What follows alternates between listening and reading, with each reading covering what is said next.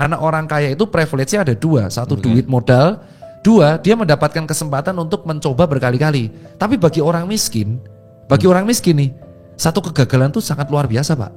Ya, karena dia belum tentu bisa nyoba lagi loh.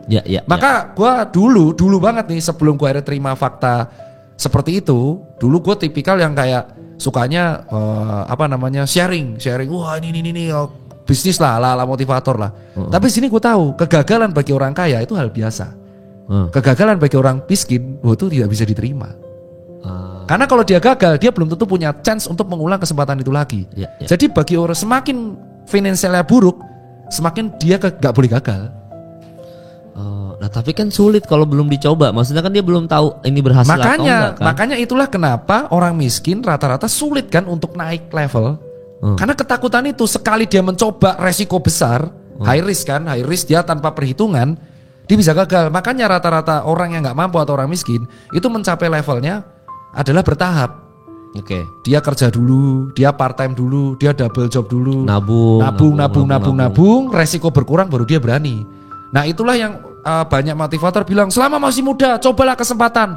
Lah dia kan masih ngerjang hidupin anaknya atau adiknya mungkin rumahnya. Nah jadi dia baru mulai kesempatan itu di umur 40. Nah dulu gue gak paham di saat itu. Sampai akhirnya gue ketika pandemi dan kuliah gue paham bahwa ada orang yang memang mereka itu bertahan terus supaya dia bisa menekan resiko gagal itu. Karena memang kesempatannya tuh dikit. Ya jadi kayak satu kali hit aja, one hit nih. One hit tapi berhasil.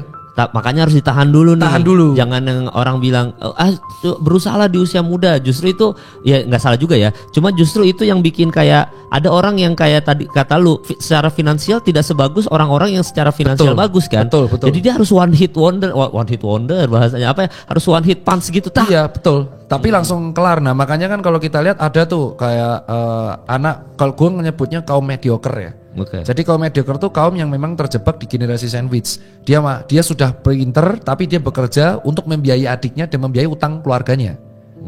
Dia stuck di sini nih. Terus dia dibakar-bakar, ayolah resign lah. Dia nggak akan bisa resign. Kalau resign siapa yang ngasih makan keluarganya? Sampai di satu momen tabungannya cukup, baru dia mulai. Nah itulah yang disebut. Makanya kalau kita memotivasi atau pendapat, ada orang-orang seperti itu yang bagi mereka tuh gak bisa gagal karena tabungan mereka itulah yang akan mereka buat modal. Nah makanya karena banyak orang shortcut, tidak mau menghormati proses ini, mereka shortcut lewat slot, Zeus, Zeus, slot, binomo, investasi bodong. Karena mereka tergiur, buset, 50 juta dititipin ke dia jadi naik 10%. Wah, padahal gak mungkin. Tapi karena orang sudah tergiur sama ego laba, buta mereka akan logika.